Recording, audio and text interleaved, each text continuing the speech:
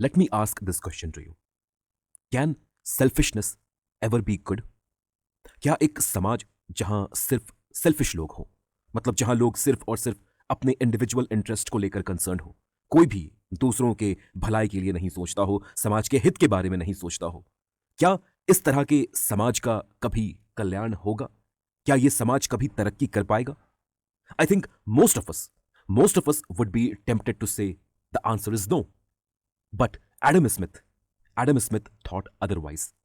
He said that yes, a society comprising of selfish individuals who are only concerned about their own well being, about their own prosperity and goodness, such a society will grow, and these societies will not only grow, but they will prosper and will achieve the highest standard of living. अब आपके मन में definitely ये सवाल आ रहा होगा कि कैसे कैसे एक सोसाइटी जो सेल्फिश इंडिविजुअल्स से मिलकर बनी हो, कैसे ये सोसाइटी ग्रो कर सकती है, प्रॉस्पर कर सकती है और एक हाई स्टैंडर्ड ऑफ लिविंग को अचीव कर सकती है?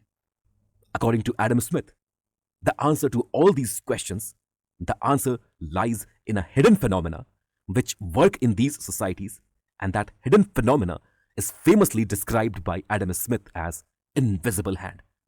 आज के इस वीडियो में हम समझने की कोशिश करेंगे कि ये इनविजिबल हैंड का फिनोमेना क्या है और कैपिटलिस्ट मार्केट सोसाइटीज में ये इनविजिबल हैंड वर्क कैसे करता है. This is going to be the topic of discussion for today's video. Now imagine करें एक मार्केट प्लेस को. Market, what is market? Market buyers और सेलर्स से मिलकर बनता है. That means wherever we have consumers and producers, we can have a market over there. That place is called market. A place where consumers and sellers or producers meet, that is market. अब इस market place में consumer का best interest क्या है और producer का best interest क्या है? कंज्यूमर का बेस्ट इंटरेस्ट है बेहतर से बेहतर क्वालिटी के गुड्स एंड सर्विसेज को कम से कम प्राइस में परचेज करना. और प्रोड्यूसर्स का, सेलर्स का बेस्ट इंटरेस्ट क्या है? इनका बेस्ट इंटरेस्ट है ज्यादा से ज्यादा गुड्स एंड सर्विसेज को बेचना और ज्यादा से ज्यादा प्रॉफिट कमाना. यहां आपको समझना है, this profit maximisation from the point of view of a producer, this profit maximisation is his self interest, selfish interest. क्योंकि प्रॉफिट अगर बढ़ेगा तो इससे जो प्रोड्यूसर है, जो सेलर है, सिर्फ उसे ही फायदा होगा. तो अगर एक प्रोड्यूसर मार्केट प्लेस में, अगर एक प्रोड्यूसर, एक सेलर अपने प्रॉफिट को मैक्सिमाइज करने के बारे में लगातार सोच रहा है, दैट मीन्स वो प्रोड्यूसर सिर्फ और सिर्फ अपने सेल्फ इंटरेस्ट को लेकर कंसर्न है. इफ द प्रोड्यूसर और the seller is only thinking about maximizing his profit, then that producer is guided by his self-interest, solely by his self-interest, his selfish interest. लेकिन इस मार्केट प्लेस में एक नहीं अनेक प्रोड्यूसर्स होंगे और हर प्रोड्यूसर अपने प्रॉफिट को मैक्सिमाइज करना चाहेगा. So there will be competition for profit maximisation. Profit maximisation को लेकर हर प्रोड्यूसर के बीच कंपटीशन होगा. So competition is a given. Every individual concerned about their own self interest and they will compete against each other. और competition किस चीज के लिए यहां होगा? प्रॉफिट को मैक्सिमाइज करने के लिए. और प्रॉफिट कैसे मैक्सिमाइज होगा? प्रॉफिट तब मैक्सिमाइज होगा जब आप अपने गुड्स एंड सर्विसेज को ज्यादा से ज्यादा कंज्यूमर्स तक पहुंचा सके. दैट मीन्स हर कोई, हर प्रोड्यूसर, हर सेलर मार्केट प्लेस में एक दूसरे के अगेंस्ट कंपीट कर रहा है, एक दूसरे के प्रोडक्ट्स और सर्विसेज के अगेंस्ट कंपीट कर रहा है और हर कोई अपने प्रोडक्ट, अपने सर्विसेज को कंज्यूमर को बेचना चाहता है. So competition in a market economy, competition is a given feature. Competition will be there. Competition for profit maximization, it will be there. And this competition, the basic fundamental logic behind this competition is the individual self-interest of the producers. और इस competition में अगर एक producer, अगर एक seller अपने आप को आगे रखना चाहता है तो उसे अपने product, अपने goods, अपने services की quality को लगातार increase करना होगा, अपने efficiency को increase करना होगा, बेहतर से बेहतर क्वालिटी की प्रोडक्ट, सर्विसेज कम से कम प्राइस में प्रोड्यूस करना होगा. That means every producer would require to continuously innovate, to continuously grow and to continuously invest in his means of production, forces of production. Productivity और एफिशिएंसी को लगातार बढ़ाना होगा. और यह कैसे बढ़ेगा? इन्वेस्टमेंट, री इन्वेस्टमेंट, इनोवेशन से बढ़ेगा. और यह जो कोशिश होगी, ये कोशिश एक प्रोड्यूसर नहीं, मार्केट प्लेस में मौजूद जितने भी प्रोड्यूसर्स हैं, जितने भी सेलर्स हैं, सभी इस कोशिश में लगे रहेंगे. Everyone will try the same thing. Everyone will try to increase their output, their productivity, their efficiency. And as a result of this, इस कंपटीशन एफिशिएंसी को इंक्रीज करने के लिए ये जो कंपटीशन हो रहा है, गुड्स एंड सर्विसेज के क्वालिटी को, इनके आउटपुट को, इनके प्राइस को बेहतर बनाने के लिए ये जो कंपटीशन हो रहा है, इसका एंड रिजल्ट क्या होगा? और ये जो एंड रिजल्ट है, ये किसके लिए बेनिफिशियल होगा? सबसे पहला रिजल्ट जो निकल कर आएगा वो होगा कि कंज्यूमर्स के पास चॉइसेस होंगे, मल्टीपल चॉइसेस, ऑप्शंस होंगे. प्रॉफिट मैक्सिमाइजेशन के सेल्फिश गोल की वजह से ये जो कंपटीशन की शुरुआत हुई एक मार्केट इकोनॉमी में, इस कंपटीशन का पहला जो रिजल्ट है वो कंज्यूमर्स के लिए बेनिफिशियल होगा. कंज्यूमर्स के सामने कई ऑप्शंस होंगे. They will have options to choose from a variety of products and services. Secondly, इस कंपटीशन की वजह से मार्केट में नए जॉब्स क्रिएट होंगे. इसके अलावा ये जो कॉम्पिटिटर्स हैं, ये जो प्रोड्यूसर्स हैं, इन्हें लगातार इन्वेस्टमेंट करना होगा और इन्वेस्टमेंट के रिजल्ट से सोसाइटी में नई नई प्रॉपर्टी क्रिएट होगी, इंफ्रास्ट्रक्चर बिल्ड होंगे. सोसाइटी का जो कलेक्टिव वेल्थ है वो अक्यूमुलेट होगा, वो लगातार बढ़ता जाएगा. The collective wealth of the society in these market economies, it will continue to increase because of this competition for efficiency, competition for increasing productivity and output. In a nutshell, we can say that this competition will lead to higher and higher growth rate, and the result of this growth rate will be distributed in the whole society. Everyone can see and benefit from the result of this economic growth. मैं चाहूंगा कि अभी मैंने आपके सामने जिन points को रखा, आप इन पॉइंट्स के ऊपर एक बार और ध्यान दें.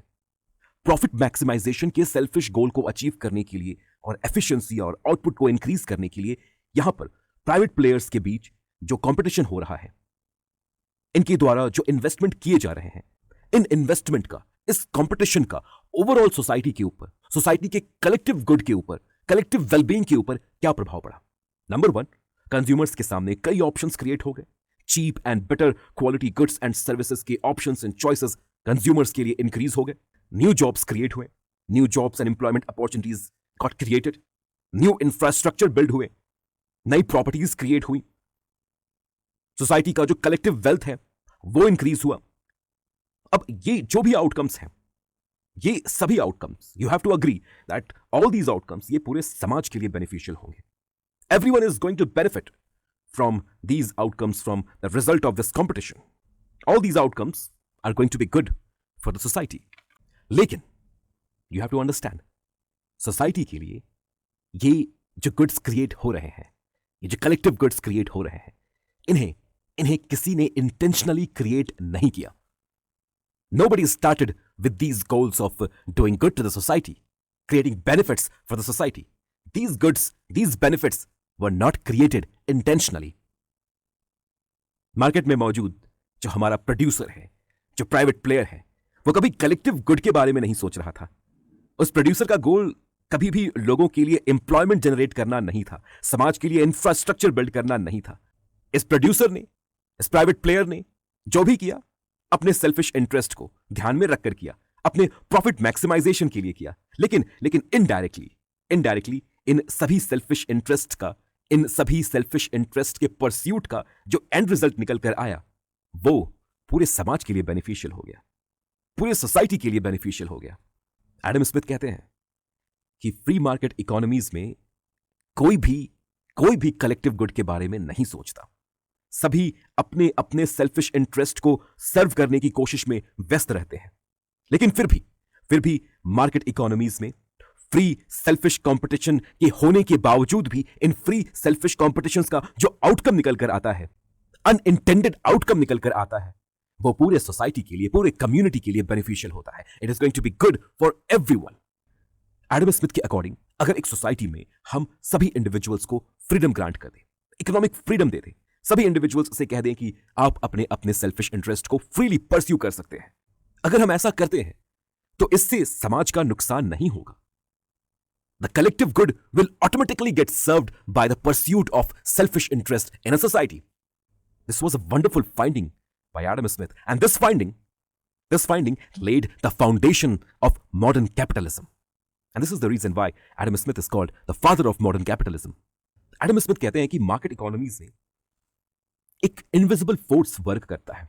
We cannot see this force, but there is some invisible force working in a market economy which takes care of the collective interest, of the collective good. We pursue our selfish interest. We don't have to think about the collective interest of the society. The collective interest will automatically get served. Who will take responsibility of the collective interest? We don't know. There is some invisible force working in the market, and this invisible force, he famously described it as invisible hand. The logic is very simple. The logic behind this idea of invisible hand is very simple. Logic ये है कि आपको collective interest के बारे में नहीं सोचना. आप बस अपने सेल्फिश इंटरेस्ट को परस्यू करते रहे और आपके सेल्फिश इंटरेस्ट के परस्यूट से अनइंटेंशनली, ऑटोमेटिकली समाज का जो कलेक्टिव इंटरेस्ट है वो सर्व हो जाएगा. Invisible hand will ensure this. Invisible hand will ensure that the collective interest of the society is better served. Adam Smith की जो किताब है द वेल्थ ऑफ नेशंस, जहां उन्होंने इस इनविजिबल हैंड की बात की और जो किताब मॉडर्न कैपिटलिज्म के फाउंडेशन को तैयार करती है, इस किताब में बहुत फेमसली एडम स्मिथ लिखते हैं अपने इस इनविजिबल हैंड के फिनोमेना को एक्सप्लेन करते हुए और ये बताते हुए कि why selfishness is good and we should promote selfish pursuit of profit of the producers in a society.